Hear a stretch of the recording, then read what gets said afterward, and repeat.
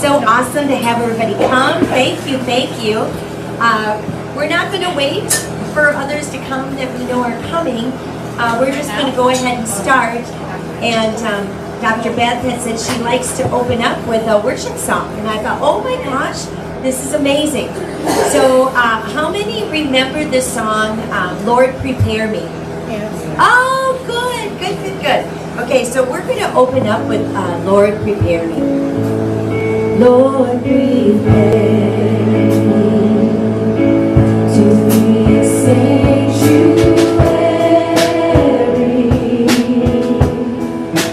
pure and holy, tried and true, with thanksgiving. I'll be a living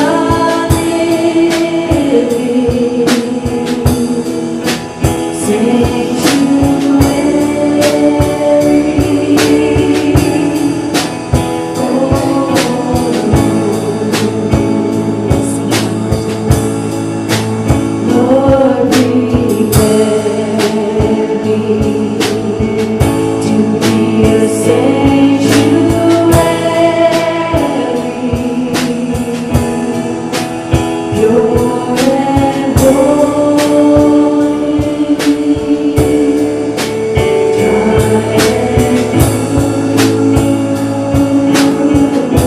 true, with thanksgiving. I'll be a living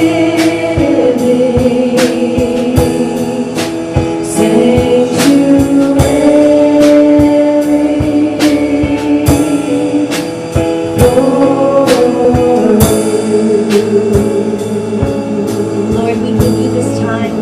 We just thank you for Dr. Beth, her ministry, and what you put in her. We thank you, Lord, that she's anointed. She has utterance for this. She is filled with everything that you want for her to say and teach. And we thank you for it, Lord. Thank you. Thank you for bringing her all the way here. Praise God. In Jesus' name, amen. And I just want to let everyone know that in September 26th and 27th, Dr. Beth's coming back. Yeah, so this will be really good.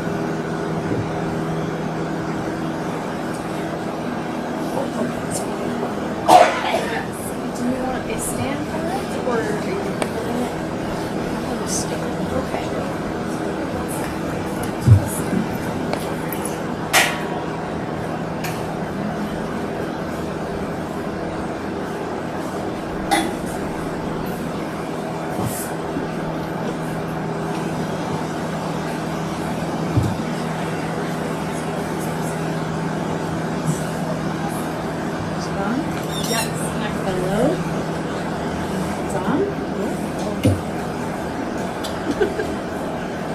All right, so must have been a tall person going this way.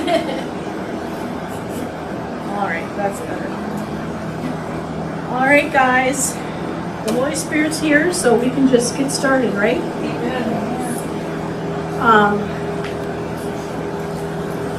So today is Ladies' Day, and we're going to talk about issues that. Oh no, they're saying louder. Oh. Okay, sounds loud to me. Well, of course, now it'll be really loud. So we're just going to jump in with the issues. I want to mention that, the Word says that God has given us everything that we need. As far as, He said, let the grass grow for the cows for meat, and let the herbs be for our health, for everything that we need. It says it in Genesis and in Psalms. And so what we eat is critical for our health, and what we don't eat. And so food and herbs can be used as either nutrition, but they can also be used medicinally. And so a lot of the things that I'm going to talk about, fall into that category. Vitamins and minerals are part of food, and the rest of the things are, essentially herbs. So I'm going to be talking about a lot of different things. I'm sorry I don't have notes for you today, so hopefully you have some paper and you can take notes if you need to. So we're going to jump right in with osteoporosis. I don't need to define it. I'm sure you all have heard of it, know what's going on. But basically it comes down to that our bones are mineral storehouses. And when we don't have enough minerals in other places in our body, whether it be, the heart, the liver, all of our critical areas of the body, it steals minerals from our bones to help keep the body in balance. It does the same thing with other non-essential areas, like the hair. Hair, according to, compared to the rest of the body, the hair is not important, right? It's not like you can live without hair, you cannot live without your heart. So things like that, that's where the compromise comes in, and scientifically they call it homeostasis. And it's just a matter of how the body stays in balance. So obviously strong bones are needed to prevent breaks and fractures. And as you know, the older that we get, the more prone that we become because of deficiencies. The body robs the body of minerals from the bones, and they become weakened. So you can, there's lab tests they can do to check for osteopenia, osteoporosis. They check your bone density. And so, so if you have osteoporosis, a doctor's probably going to tell you to take calcium. It's terrible advice. Terrible. The body has over 80 minerals, but the bones contain over 55 different minerals. And you cannot make new bone just by adding calcium, which is only one of 55 different minerals in your bones. It's like, it's like a cake. The most abundant ingredient is probably flour. You cannot make a cake with that recipe. You have to change the recipe, but if a recipe calls for flour, you cannot make it without it. It's not going to turn out. So that's the same situation with our bodies. So you need all those 55 different minerals to make new bone. One way that you can tell if you are possibly losing bone density is to check your urine pH. Your urine pH will be alkaline if your body's full of minerals. If it's not, it will become acidic. So it's just a good indicator to check your mineral status. I do have pH test strips over there. I don't recommend testing your saliva. It's not going to be accurate. It's going to be affected by, if you had a drink of water, if you brush your teeth. So, but urine will always be accurate. So things that hurt your bones, one thing is eating too much protein. Protein is very acidic, and when you're acidic, you need to balance the acidity with the minerals. So the body's going to steal minerals from your bones, again, to balance out the excess acid from eating too much protein. So things like, the carnivore diet, or, there's diets that want you to eat tons of protein. There's going to be consequences. I've heard of a lot of people. It's not going to affect you right away. It might take 8 months. It might take a year. But I've heard of a lot of people having severe side effects of eating a carnivore diet long term. Sugar and sweeteners, especially high fructose corn syrup, are all very acidic. So again, the body's going to have to steal minerals.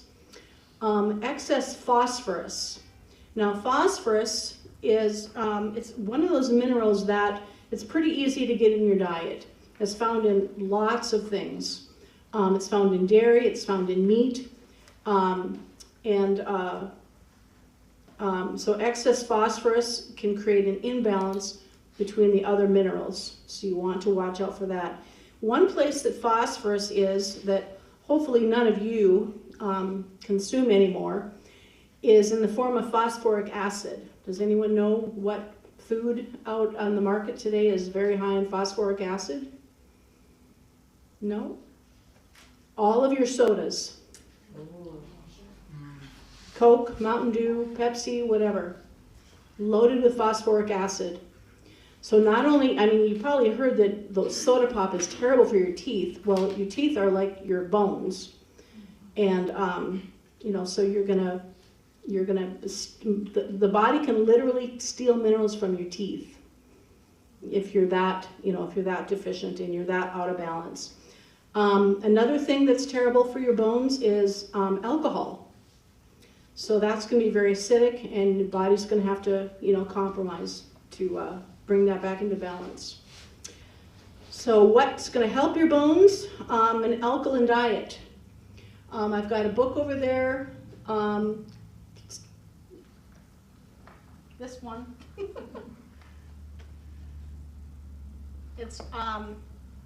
It's about the pH of foods and how, you know, eating an alkaline diet. Alkaline is above 7, acidic is below 7. So it's a book about the, you know, how the different foods affect us, what their pH is. All your fruits and vegetables are basically going to be alkaline. Most of your grains and your meats are going to be acidic. So all of these diets that tell you not to eat vegetables, I'm sorry, it's extremely unhealthy. It's really unbalanced. So you need to eat your veggies. There's also a lot of calcium in your veggies, like broccoli. Broccoli, the calcium in broccoli is more absorbable than the calcium in milk. Milk is not good for your bones. It's a lie. It's marketing. You know, it's just marketing. It's a lie. Milk is not good for our bones. Now, raw milk might be good for your bones, but the processed milk that are in the stores today that we drink, that they market us as, you know, drink milk, it's good for your bones, that's just marketing. Now, cruciferous vegetables especially are very helpful. For one reason, they increase your estrogen, and estrogen helps your bones, which is why after menopause, you know, you have a higher risk for osteoporosis. So supplement-wise, I carry the Bone Up, which comes from, it would be like drinking concentrated bone broth.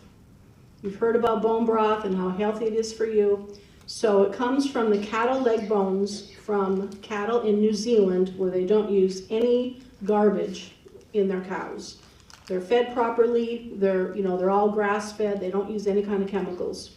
So the Bone Up contains the 55 different minerals that you need. Plus it contains cofactors like boron, MSM, D3,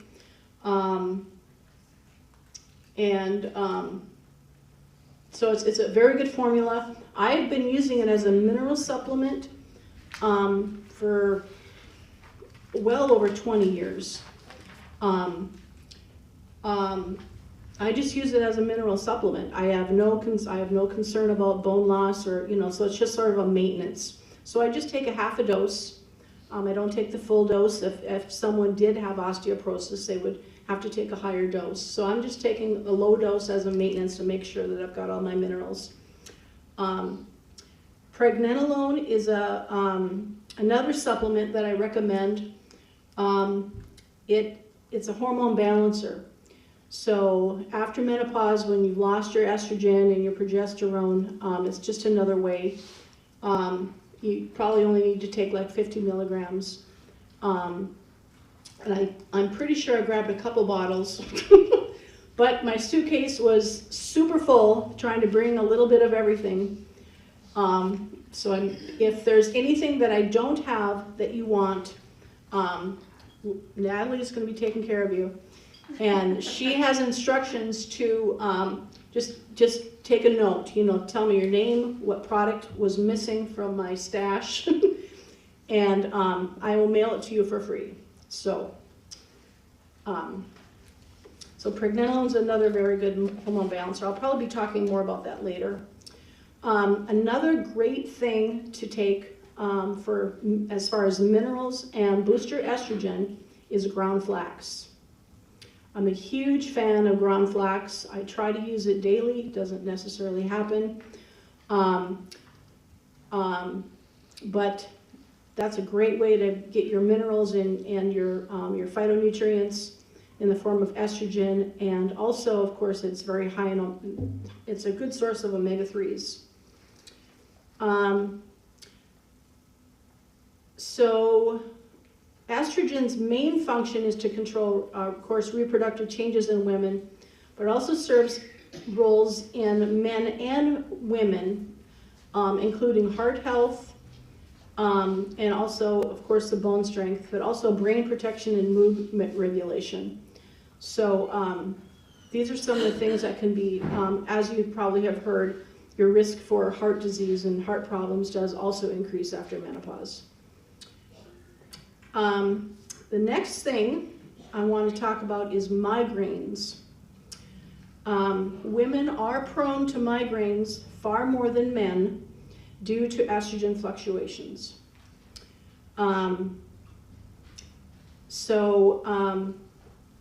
You know, if you have any of these issues and you want to talk to them about me, you know, I'm offering, I think we're full on consults today and tomorrow. Is that true? We have one open tomorrow.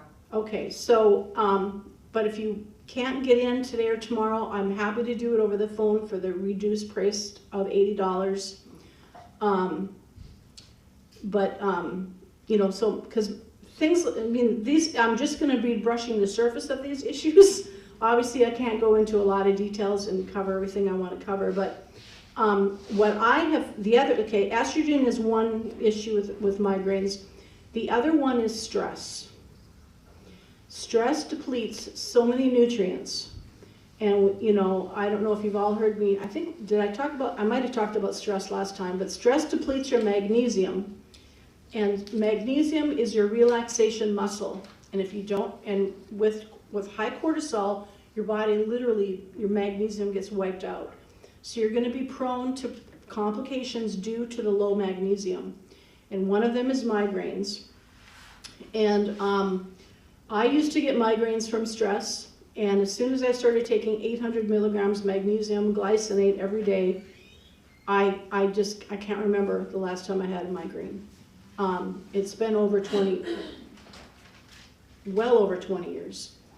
Glycinate mean, because you'll see magnesium this and magnesium that. Yeah, so magnesium glycinate, well, the one that I carry is magnesium glycinate.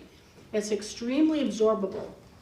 And it's kind of it's useful for the whole body. There's certain things that, like magnesium oxide, they say, okay, that one's good for neuropathy and it's good for constipation.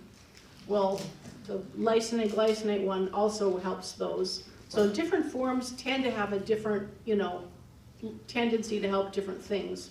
But it's called high absorption magnesium, the one I carry. And it's just well-rounded. You know, it helps everything. Another popular form is the magnesium threonate. And that one crosses the blood-brain barrier. So if the only reason that you're taking the magnesium is to stop your migraines, you know, I might recommend that one. But because the magnesium is so important for the whole body, you know, I mean, I do carry the magnesium threonate. It's called Magmind. I didn't bring any. You know, I prefer the one that helps the whole body.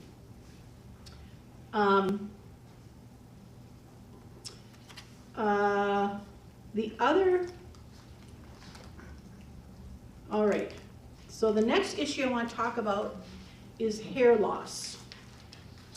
And hair loss and brittle nails kind of go together. As I mentioned, it's considered non-essential by the body, so it's one of the first things that's going to get compromised if you're lacking nutrients. So the nutrients that pertain to the hair are going to be, interestingly, almost all of them are wiped out by stress. So I remember when I was fresh out of college, I was working at my job, and I had been dating a guy for like a year and a half, and we broke up. I was so stressed out. I don't know why I was so stressed out. I was a kid. It's just a boy. Well, my hair was just falling out in massives. And it was very scary, to go take a shower, and it was very scary. So I started taking a supplement that's, unfortunately, the woman who created it has retired and it's no longer available. But that supplement had everything in it. It had all your B vitamins, it had, saw palmetto, it had horsetail. And so fortunately I never had that problem until menopause. Menopause is a huge stress on the body because everything is changing. And I mean everything. I used to have straight hair. Now my hair is wavy and curly since menopause. Menopause ruins everything. So the nutrients that your hair really needs would be your B complex, like I mentioned, wiped out with stress. Zinc.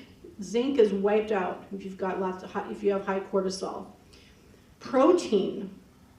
If you're not eating enough protein, or if you're not breaking down your protein, meaning, let's say you don't have enough digestive enzymes or hydrochloric acid in your stomach, which happens with stress, that means that your protein is not getting broken down into amino acids to then feed your hair. So you can do things like take collagen, you can take digestive enzymes to make sure that you're getting the nutrients out of your food. And we're going to talk about the microbiome later at length, so I won't go into that now. But another supplement that's really good for your hair is MSM.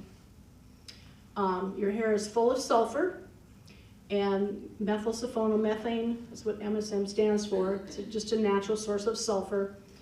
And the last one is the bone up.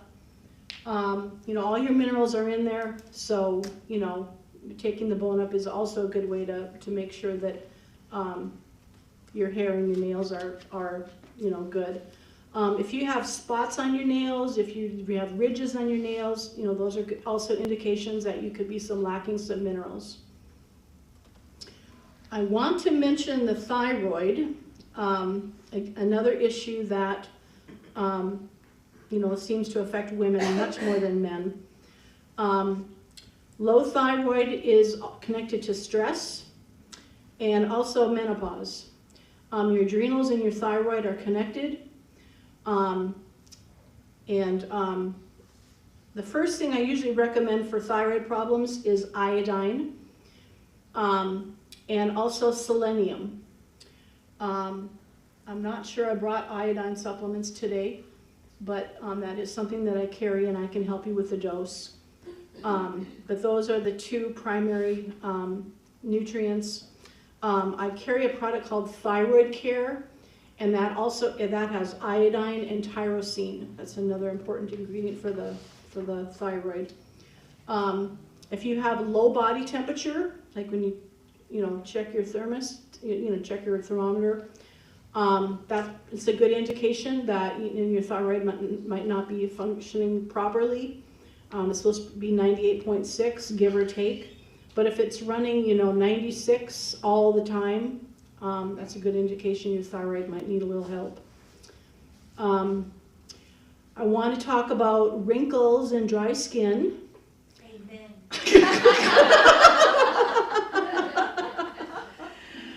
So collagen is very important to keep up the structure of the connective tissue on the face.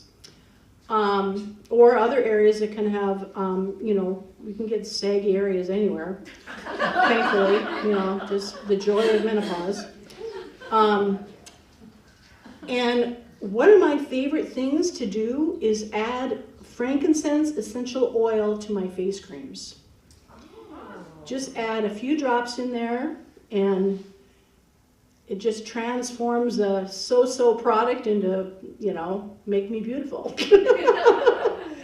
So I know frankincense is expensive, at least the good stuff is, but it doesn't take a lot, you could put 4, 5, 6 drops in a whole container and just, mix it in there, and it's, I've been doing that for years. MSM, also great for your skin. And then as far as dry skin really has a lot to do with your omega-6, omega-3 balance. Those are your essential fatty acids. Now it's easy to get omega-6 in your diet. It's found in everything. And it's very difficult to get omega-3 in your diet. And I've got these tests. It's called the balance test, and where you can test your levels. And every person that I have tested, I think I'm up to like 15 patients now, everyone has flunked. There's not been a single person that has passed their omega-3, omega-6 test. So you would literally have to eat salmon or some type of fatty fish, sardines, yuck. I mean, my dog eats it, she likes it, but no thank you. You literally have to eat some fatty fish every other day. So it's a huge issue, and we're going to talk about one of the issues later again when we get to the microbiome. But if you have really dry skin, now I grew up in a house where my older brother was allergic to fish, and all 3 of us kids were allergic to nuts. So your sources of omega-3 include fatty fish, cod, tuna steak, not canned tuna, salmon, fresh salmon, not canned. Walnuts are a good source of omega-3. There's a little bit in egg yolk, but if you scramble those eggs, most of it's destroyed, so you have to eat them poached or soft-boiled, because the more you heat up that yolk and the harder it gets, the more it gets destroyed. So poached or soft-boiled is the best. Next would be hard-boiled or maybe sunny side up if the yolks are runny. But the omega-3 is easily destroyed with heat, light, and oxygen. So if you break open that yolk, it's going to get destroyed. If you expose it to heat, light, and oxygen, it's going to start to break down. So you have to it's just very difficult to get it in your diet. Now, freshly ground flax is another source of omega-3. But again, it has to be ground, and it has to be freshly ground, because as soon as you break that seed, you're exposing it to light and oxygen, and it'll start to break down. So yes, I grind my flax every day. I've got a $10 coffee grinder, and you just throw some in there and turn it on, and it doesn't take long. So that's it for wrinkles and dry skin. PMS. This is, it has to do with the fluctuation in our hormones. But I think that our biggest enemies today are the endocrine disruptors. Yes. So we've got endocrine disruptors in all of our processed foods, all of our processed body products. Remember when they used to have that body care? Bath and body. Yeah, that one. Just full of chemicals. Yeah. Just full of endocrine disruptors. So I'm gonna have to find my glasses for this part. I started out with really big font, and now I lowered it. So here's a story. So endocrine disruptors can even be found in our clothes, right? We can have plastic in our clothing. So today I had planned on wearing a beautiful long sleeve purple shirt that was long in the back, to cover everything, and nice and loose so it covered everything. And I took it out this morning, and I noticed that it had a little wrinkle in it. So I got my iron out. I still have an ironing board, and I got it out, and I had it on low because I knew it was a fragile kind of fabric. Well, I put the iron on there, and it just melted it. And I told my husband, and he said, "Yep, too much plastic in your clothes." Yeah. Yes, that's right. So I guess I wasn't supposed to wear that because it had plastic in it, right? Yeah. So BPA is a huge endocrine disruptor. It's found in your plastic bottles, your can linings. This is one of the one that mimics estrogen. So what happens when you have endocrine disruptors is your body thinks it's taking in estrogen, so your body doesn't produce any, but it doesn't use it like estrogen. Your body just thinks it has estrogen, so you're not, you know what I'm saying? It's a lie. It's a deception. Yep. So water bottles, just that's what it helps. It's not going to be found in your harder plastics. It's going to be found in your soft ones, like like the water bottles. They make them really soft and lightweight, So some of these I have trouble pronouncing. Phytolates. These are found in fragrances and also in plastic bottles. Parabens, commonly used as a preservative in cosmetics, also can disrupt your hormones. And you can find products that'll see like paraben-free on them. Well, unfortunately, there's a whole bunch of other compounds that it might contain.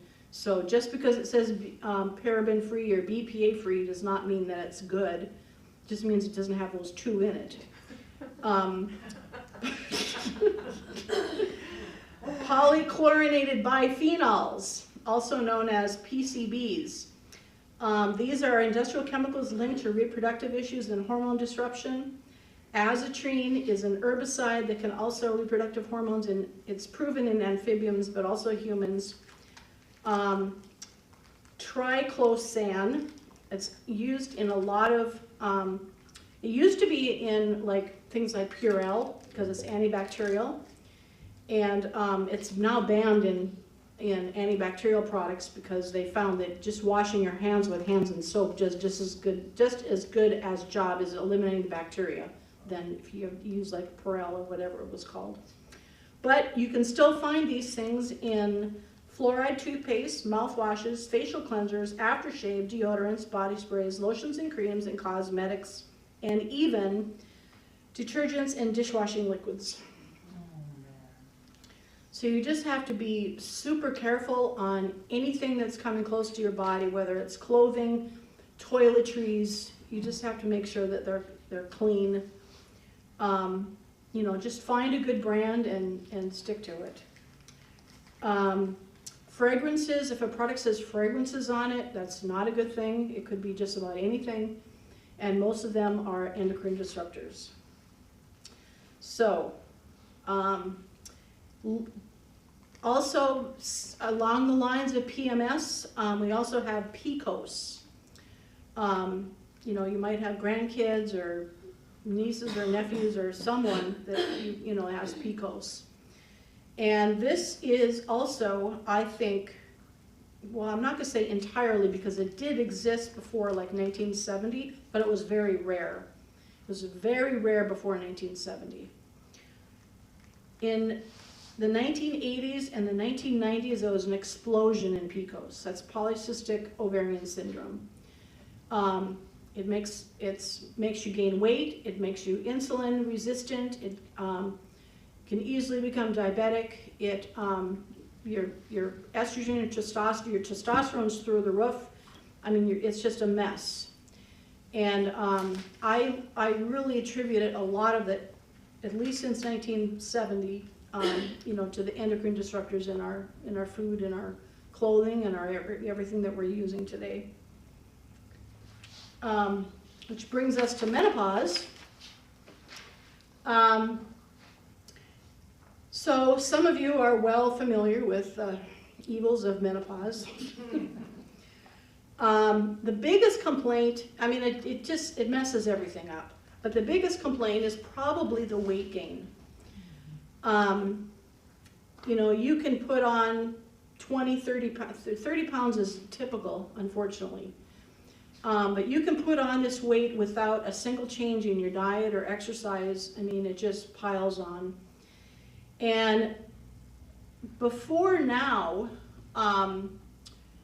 we've literally been trying to treat the symptoms, you know, and literally nothing fixes the weight gain. We have found nothing until recently.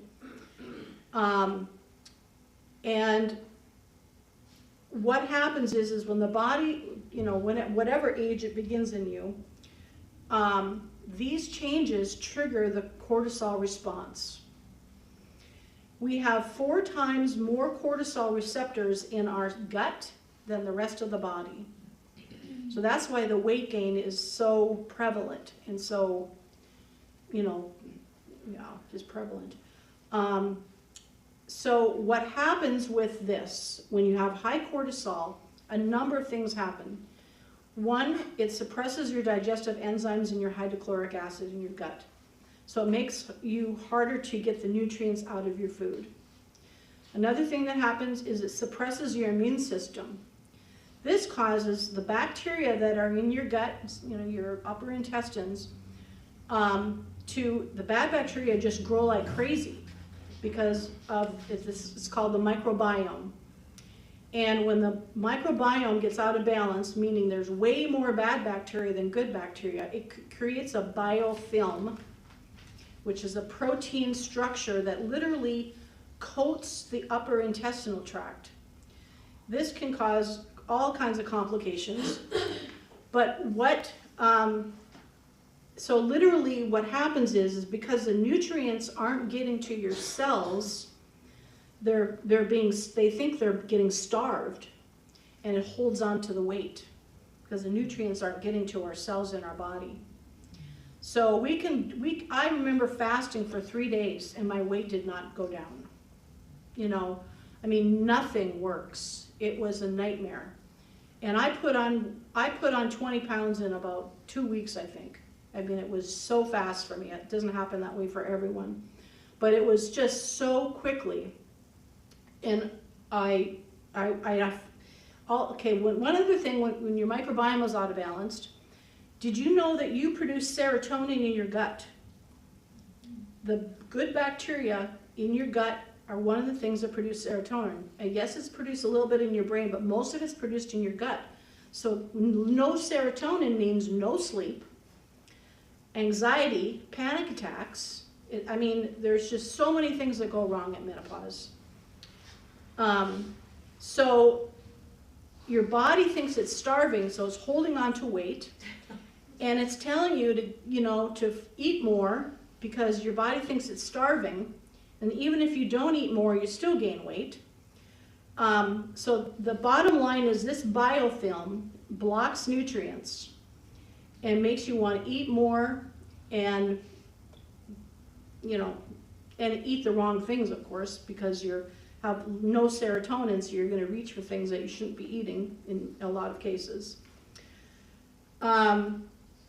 So as I mentioned, we have all of this cortisol in our gut, and that's one of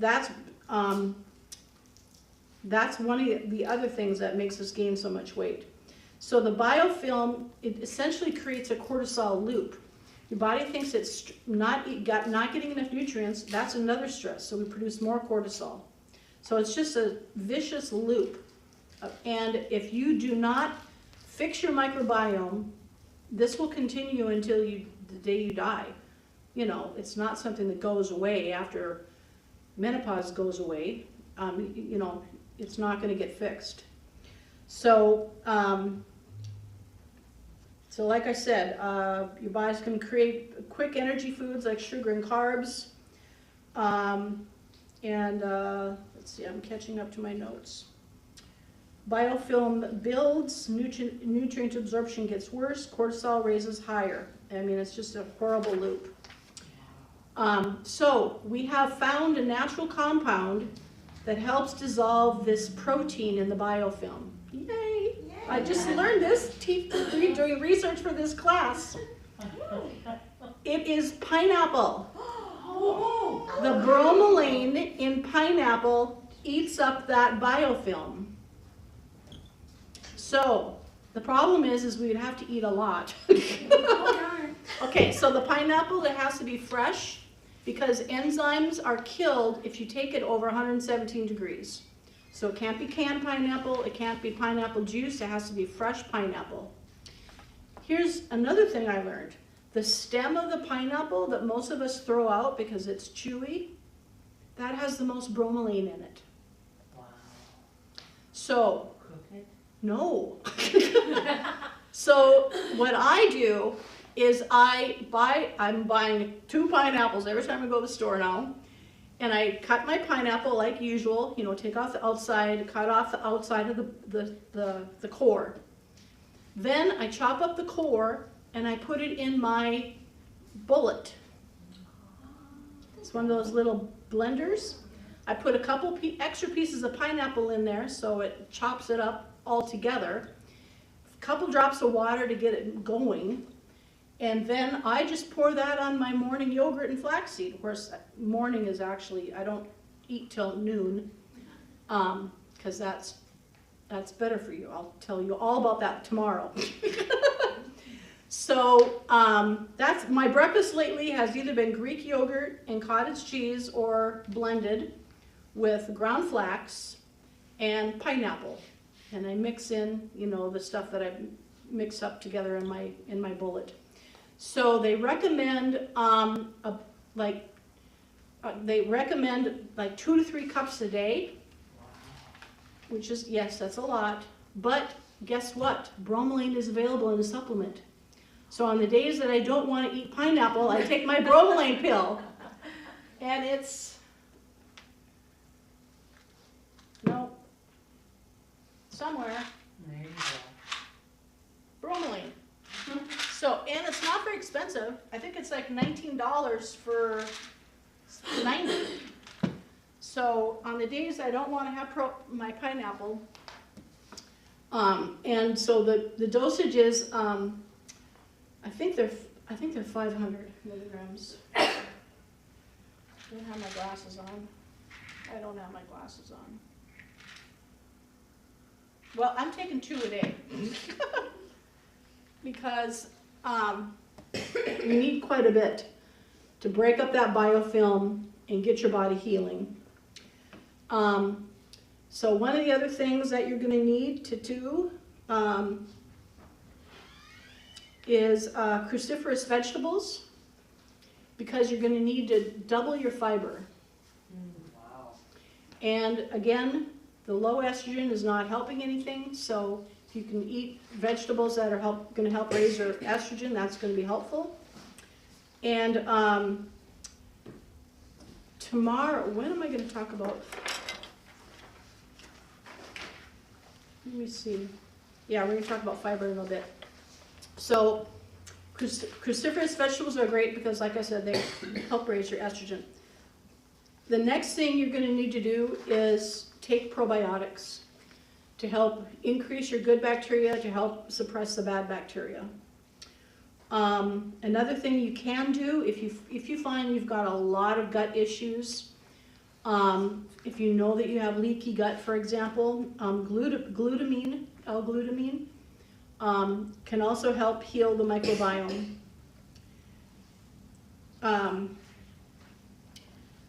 So, the other things that you need are, well, let's go to fiber. So, low fiber diet, low omega-3s, low estrogen, all are contributing to this biofilm, this problems with the microbiome. So I carry it, well, I don't carry it. I work with a company that makes a product called the Balance Oil. And I think I know it's far superior to other products that provide omega-3s, because I was taking omega-3s. I've been taking omega-3s since college. and I flunked my balance test. I was way too high in omega-6 and I did not have enough omega-3. Even though I've been supplementing with, I took a quality, I was taking Metagenics. That's a high quality product, right?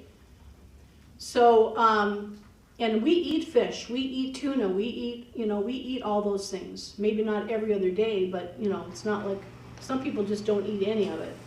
So I was really shocked at how bad I flunked my balance test. And now I'm in balance. I've been taking, it took about, they tell you to wait 4 months before you get retested. And I waited maybe 5. But now I'm in balance. And I have no pain. My hip pain was about an 8. It was just unbelievable. I'm crawling around at night to pick up dog toys. It would hurt so much. In the kitchen was the worst because there's a lot of side-to-side activity. And I'd be okay like on the treadmill. Usually I would have bad days. But the side-to-side was just horrible for my right hip. And so now that took away all that inflammation. And because I was already taking MSM and Boswellia and all the things you're supposed to take for joint pain, but I was missing that inflammation, And so,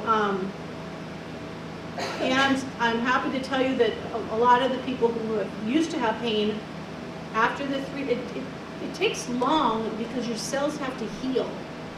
So all of your cells have a omega-3 membrane. And if that omega-3, if you don't have enough omega-3s, the cellular membranes become hardened, and they're not as permeable as they should be to your nutrients and burning sugar. Did I mention insulin resistance is part of the problem when you have a problem with your microbiome? So your blood sugar starts to go up at menopause. For most people, this is not everyone. That's just one of the fun things that happens. So, I used to work for Leslie, and we used to check everyone's blood sugar when we had Defeat Diabetes Day up on White Earth. Every time I checked my blood sugar, it was like, 70. I was the lowest of the whole group. As soon as menopause hit, boom, 103. Like, what, what happened? You telling me I'm pre-diabetic now? So all of these things are happening, and like I said, this is new research. We've never heard of the microbiome until, I don't know, 5 years ago. So anyway, other things to help your microbiome. Polyphenols. Polyphenols are these wonderful nutrients that are found in olive oil. It's found in, I know I didn't finish the omega-3 story, but oh well. It's found in red grapes. You've heard of the French paradox. The French paradox is, why do French people drink red wine, smoke cigarettes, eat lots of fat, and don't have heart disease? It's the red wine. Red wine is full of polyphenols. Polyphenols are found in all of your red fruits and vegetables, beets, berries, pomegranates, cranberries, cocoa powder, green and black tea. So I started to drink a tablespoon of olive oil every night. See what happens. There's supplements that contain resveratrol. Now, quercetin is a polyphenol. Quercetin is the white stuff that surrounds our oranges and our citrus fruits. That's actually extremely healthy for you. So instead of now when I use lemons, I put them in the freezer and I grate the whole thing. Put those quercetins into whatever it is, or whatever. I just, whatever it is that you're using it for, grate the whole lemon. Don't just juice the lemon and shave off the lemon rind. You're not getting any of the polyphenols in the quercetin, in the white part. So Quercetin is available in a supplement. It's not very expensive. Resveratrol is available in a supplement. It's not expensive. I also have a quercetin bromelain combo. So, anyway, I've carried that for a long time. Getting regular sleep is helpful. As I mentioned, because your serotonin is not being produced, and so high cortisol and low serotonin means you do not enter REM sleep. You need them to get into REM sleep. If you're not getting REM sleep, sleep is when your body heals and recovers. So you need to be having good sleep. If you've got, from the low serotonin, people get, what do you call it when your thoughts don't? No, your thoughts just go round and round and round. Yeah, ruminating. Yeah, and you just think about things you don't want to think about. You think about something terrible that happened in high school. You think about, just all of these weird thoughts come in your brain. Every trauma gets replayed in your brain, everything you've ever gone through. And so GABA is really helpful for that. Now, valerian also helps increase GABA receptors.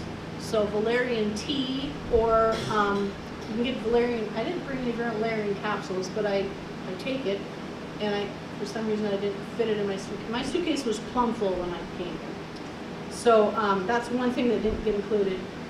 But it's easy to get valerian tea. Most of your sleep aids, are going to contain some valerian. Okay, this is an important one. Just completely ditch the standard American diet. Just quit eating all that crap. It's all crap. Every restaurant, all the inside food on the inside of those stores is just, don't even go there. Cheerios, and it's just on and on and on. All these foods that are marketed as healthy are not. They're lying to you.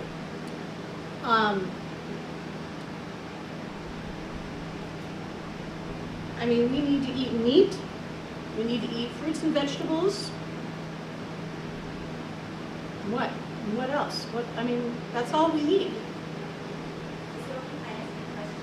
Yes, you can ask questions. What is the difference between taking a supplement and taking a tea that's the same as a supplement? Well, it depends upon what it is. A tea is probably going to get absorbed faster. It's probably going to work faster. Like if you're taking it before bed, you might have to wait an hour if you took a valerian pill. But if you could drink a tea, it's going to work faster. I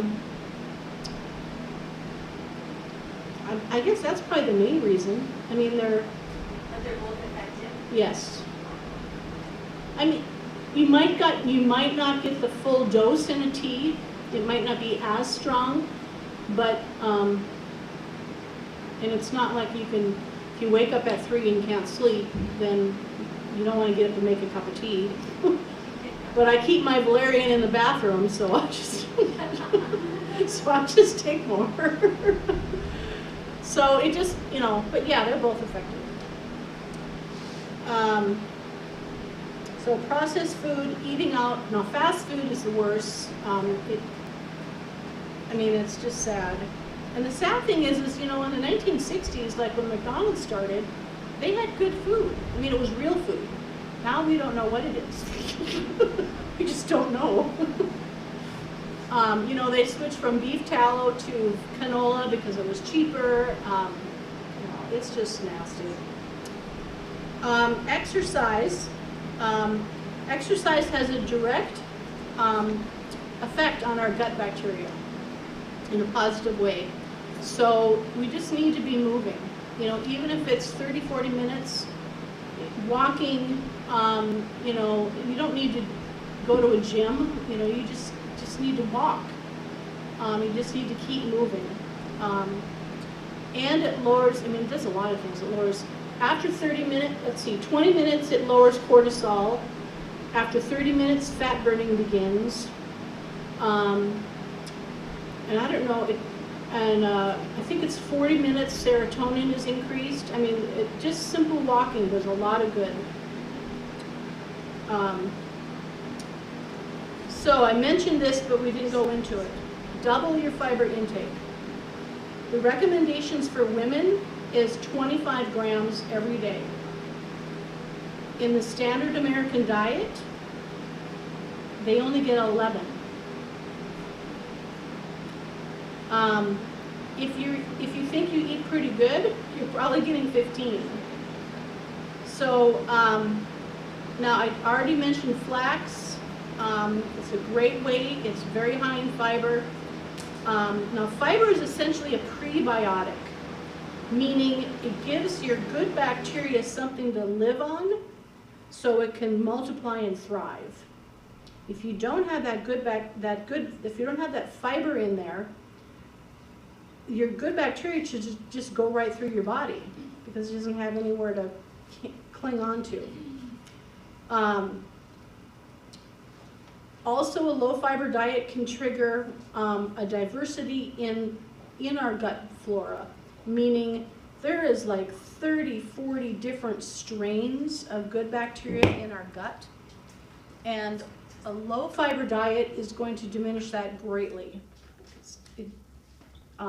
So you're going to lose not only numbers but diversity. So when you take a probiotic, I always look for 13, 14 different strains. You don't want one that only has 3. You want to get a good multi-strain probiotic. And the numbers, I don't know if you've noticed this, but like when I started doing this, the probiotics should be like 15 million, Now they're 50 billion and 60 billion. The strain, they've realized how important the gut bacteria is. So, so ground flax, getting back to that, you can put it on your cottage cheese, you can add it to smoothies, salads, you can put freshly ground flax in all of your baked goods. I've got pancake recipes on I think they're in my cookbooks, but also on the website. And it's just, you can either use banana or pumpkin and eggs and flax. Those are the only ingredients. Simple, simple. Now you can add baking soda to it or baking powder to get them a little bit fluffy, or you can add, if you want, you could add almond flour or some other things in there. But basically all you need is those 3 ingredients: eggs, either bananas or pumpkin, and I usually add cinnamon, and the ground flax. So meatloaf, meatballs, instead of putting crushed up crackers in, put ground flax in there. Works great. When my husband and I did a TV show for a number of years, and we were married for a few years when we started the show, and I did one of my teachings on flax. He had no idea I was putting ground flax in his meatballs and meatloaf. No idea. So he's behind the camera and he's just looking at me like this. So anyway, the things that we can do. All right, so the reason that fiber is such a miracle nutrient is fiber in the body breaks down into butyric acid, also known as butyrate. Butyrate not only heals the microbiome, but it works like the GLP-1 medications. It's the new secret natural GLP-1. It's way better than berberine, which some people like. I cannot take berberine. It gives me horrible stomach cramps and horrible bathroom problems, let's just say. So not everyone can take berberine. It does have side effects in a lot of people, and I happen to be one of them. So I was thrilled to find the butyrate. It's available in a capsule. It's not expensive. I'm taking 2 a day, plus my ground flax. So I'm on a mission to heal my microbiome. So I want to run through some foods just to show you how to get more fiber. Can you say that word butyrate? butyric acid or butyrate. The product is called Butyren, B-U-T-Y-R-E-N. It says supports microbiome and colonic health. Okay, so fiber. One great source of fiber is lentils. When's the last time you had lentils? You know how many times lentils is talked about in the Bible? Yeah. So lentils have 20 grams per cup. Wow. And they cook fast. It's not like, beans are kind of a pain in the butt. You have to soak them and then you have to cook them for an hour and a half. But lentils cook very quickly. I've got several recipes for lentil soups in my cookbook, which is over there. Very good. Oh, all the books are half price, by the way, if you didn't see my sign. So navy beans, 14 grams fiber per cup. Kidney beans, 13 grams fiber per cup. Ground flax, it varies. But I've seen 8 and I've seen 11 grams per quarter cup serving. So just by adding a quarter cup of ground flax, let's say you were only eating 15 before, that gets you over and 25 is the minimum. In the I read that in the Bible they ate as much as 100 grams fiber because they ate a lot of lentils and all of their grains. All their grains were whole grains. There was no processing. All they did was grind them up by hand. They didn't lose any of the fiber. Chia seeds, 10 grams per ounce. Acorn squash, 9 grams per cup. Avocado, 9 grams per medium-sized fruit. Peas, I had peas for dinner last night, 8 grams per cup. Pinto beans, 7.5 grams per cup. Sunflower seeds, 6 grams per cup. Quinoa, 5 grams per cup. Carrots, 5 grams per cup. Apples, 4.4 grams in one medium-sized apple. Almonds, 4 grams per quarter cup. Whole grain pasta, 4 grams per cup cooked. Oats, and I would get the steel cut. Don't get that pretend stuff that comes in packages. Get the real steel cut oats. Those packages stuff, I don't know what they do to it, but don't eat it. Brussels sprouts, 3 grams, and strawberries, 3 grams per cup.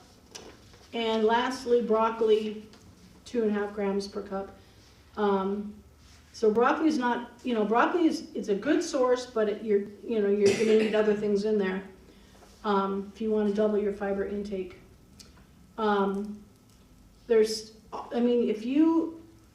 If you go to the store and you pick up any package and you look at of just about anything in the inside of the store, there's 1 to 2 grams of fiber in there. It's just nothing. So that's what's hurting us, is we're just not getting enough fiber because it's all processed. What do you think about the bean pastas, like chickpea? I think they even have like lentil pastas. Yep. If it's just that in there, nothing added. Yeah, they're not going to contain gluten, so that's a positive. Some of them I've tried. I think I have a lentil one I've tried, which I like. Some of them, they're weird. They're not, they don't have the same palate, as the types of thing we're used to. When it comes to pasta, I like einkorn. So einkorn is an ancient grain that's never been modified. They have not changed it has a naturally low gluten content. All of the einkorn in the market's organic, but it's got lots of protein. It tastes great. It has kind of a sourdough taste to it. But the pastas, you have to really be careful not to overcook them. Yes. If you overcook them, they dissolve.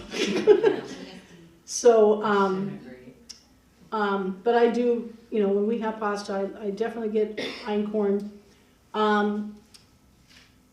They're the same company, it's called Jovial is the brand that I get. The same company has, I think it's lentil, and I think it's the capellini, the angel hair, which is Michael's favorite. So if you were to ever want just regular pasta, if you get pasta that's from Italy, look for organic Italian pasta.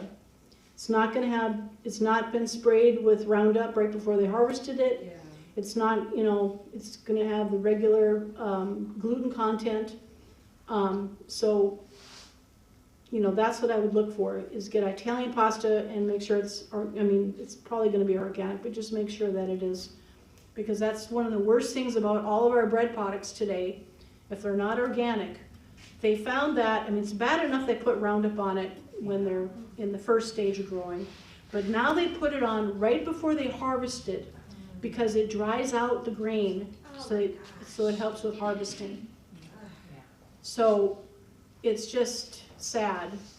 So any product that you're buying that has flour in it, and the same with corn and a lot of our other grains, you just want to get organic. Okay. Number 6, ban added sugar from your life. Sugar is very bad for the microbiome. It encourages the bad bacteria to take over and crowd others out, tipping the balanced gut into dysbiosis. Alcohol is also a form of sugar, and it's also going to have detrimental effects on the microbiome, but at least red wine has polyphenols.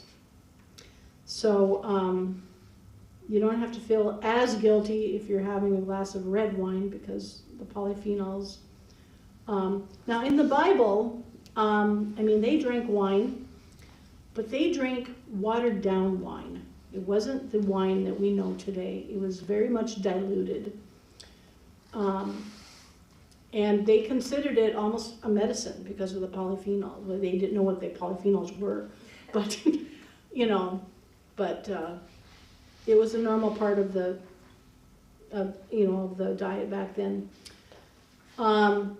Fermented foods, excellent for the microbiome. The fermentation process, activates white blood cells. It has antibacterial properties. It helps the microbiome. It's very good for our health. Whether it's, kefir, sauerkraut, sourdough bread, and you want to eat as much. I even found sourdough pasta. Oh, wow. So people are learning about the benefits of fermentation. So your artificial sweeteners are just disgustingly bad news. Your Splendas, your sucralose, all of those are very harmful for the microbiome, and they also increase glucose intolerance. So you want to really watch out for foods that contain those things. As far as we know, stevia and monk fruit are still okay to eat.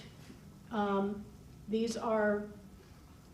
monk fruit is a fruit, and stevia comes from a green plant. It's an herb, and they're extremely sweet, and so you only need a little tiny bit to sweeten your things. I don't have a problem with maple syrup, and I don't have a big problem with honey, in moderation. Even the Bible tells us to not eat too much honey. So find ways to reduce stress. Now, I like to put on worship music on the treadmill, and that helps. I like to read at night, that helps. So find things that are helpful for you, whatever it is. If it's working puzzles, just getting out in nature. I recently learned that you've heard about grounding. Mm-hmm. So if you go and touch a tree, you can ground, and you can lower your cortisol. Walk outside barefoot. You know, there's just, there's lots of ways that you can ground. This year in our garden, we're gonna put copper stakes in our garden to help the plants grow. My husband made me this copper bracelet to help me ground and help me lower my cortisol. And it's also supposed to reduce joint pain, but my joint pain is so good since the balance oil, I don't know how much that's helped. But, so copper is, so when you can buy like grounding sheets, and they have, I don't know exactly how they work, but they have copper, I think, in the sheets, and then you plug it into the grounding outlet. You know, you've got the 2 prongs, and then you've got the thing on top of it, that's your grounder. So I don't know if they work, but it's interesting that more and more people are learning about the importance of grounding. Number 10, fast. I'm going to talk all about fasting tomorrow. We can help our gut by not eating. Our body needs to rest. Our stomachs need to rest. That's why I don't like to eat before noon, is because you fast the whole night, and then you can, you know, if you get to about 16 hours, that's where autophagy is the process in your body where it starts to heal itself. The white blood cells just go crazy to kill out cells that don't belong there, you know, precancerous tissue, old, dead, naughty cells. So the longer you go without eating, and autophagy maxes out at 3 days. So if you can go to 3 days, you know, I really feel like we can get some healing in our body. I know it's hard when you're married. Or have kids that you have to feed, because, you know, they're not going to be fasting. But, you know, I used to fast all the time when I lived in Detroit Lakes. It was just wonderful. And then I got married. So I try to fast on Mondays. I try to either skip the whole day or at least wait until dinner. But I feel like it's a great help to just have that. I think it's, you know, some people think that you need to eat every 2-3 hours. That's ridiculous. You know, that's just not healthy at all. Anyway, we're gonna talk more about fasting tomorrow. I was going to ask you a question. When do you eat your yogurt and flax then? What time of the day? Noon or 1, whenever we're eating our first meal. Michael doesn't eat in the morning either, so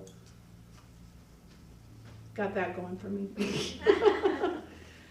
Number 11, we've kind of touched on this. Ditch the plastics and the pesticides.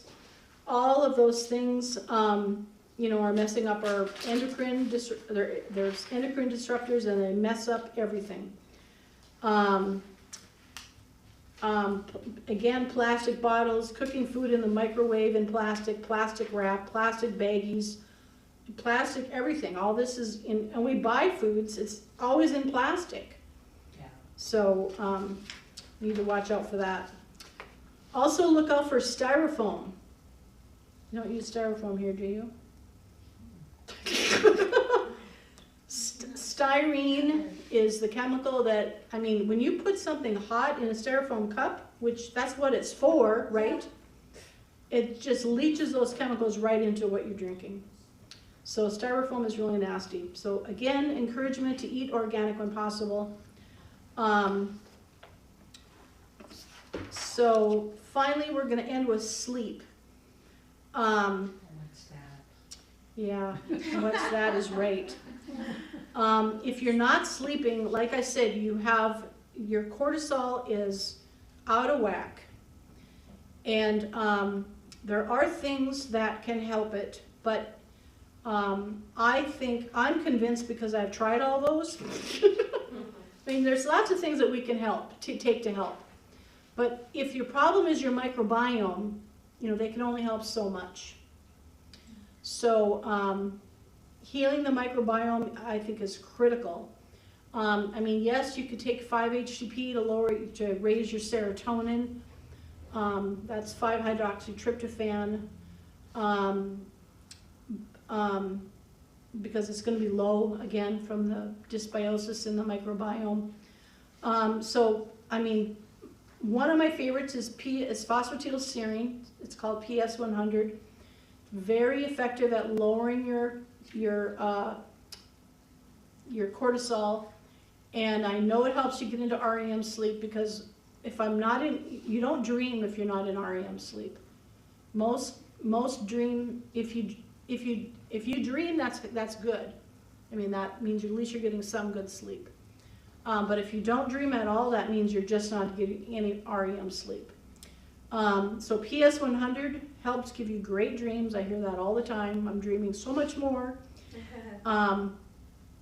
Phosphatidylserine is one of the things found in eggs. So I think eggs are a superfood. I think everyone should eat lots of eggs. Anyone who thinks they can only have 2 a week or 4 a week or some ridiculous thing is sadly mistaken. Eggs are extremely healthy. So I carry a product called Sleep Maintenance. It features ashwagandha, I think L-taurine and jujube, which is very nourishing for the adrenals. That's good. I also carry ashwagandha by itself, in case you want to take it during the day. I have the GABA. I didn't bring any valerian. And then I also have enhanced stress response, which has lemon balm and the L-taurine.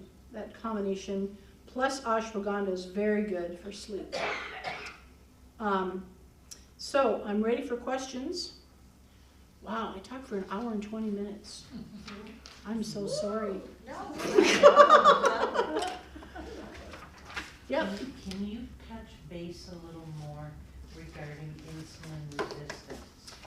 Okay, so I'm talking about diabetes tomorrow, if anyone can make it.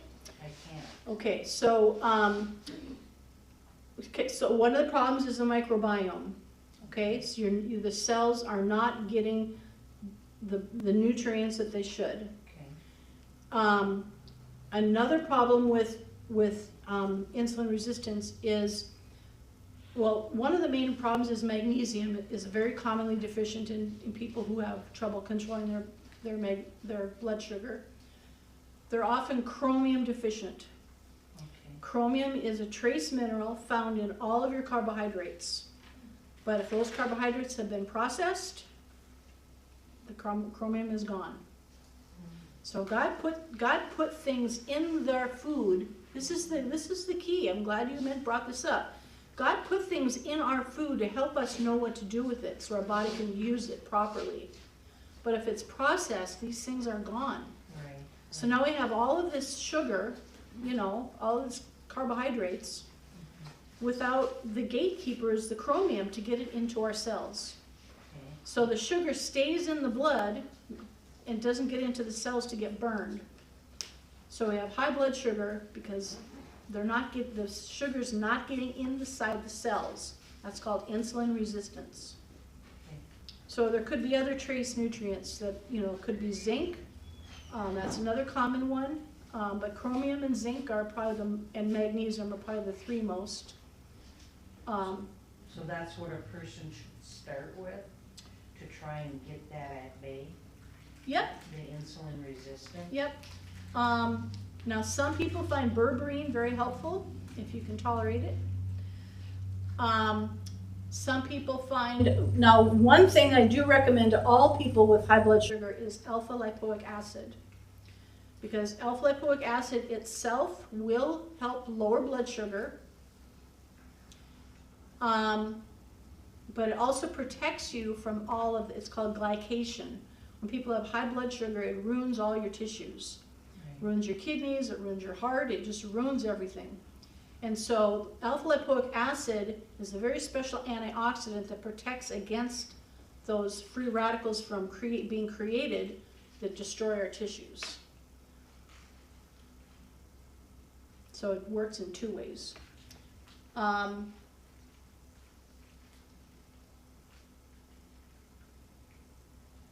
There's a product called Gymnema.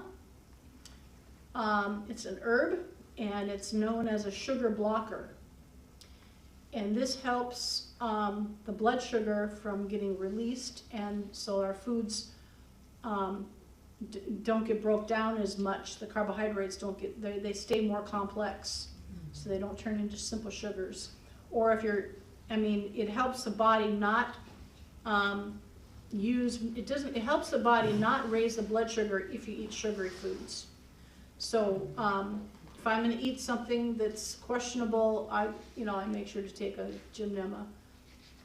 My husband loves desserts, and I make really good. And I make really good desserts. So it's really hard not to have just a couple bites sometimes.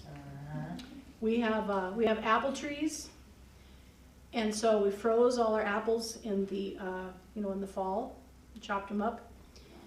And he has, his favorite thing for me to make right now is caramel rolls with chopped apples in them. Ooh, wow. Very dangerous. Yeah, he's spoiled. So When you freeze your apples, what do you freeze them in? a plastic baggie. Does anyone have any other suggestions? Wow. So what do you use? I've tried to use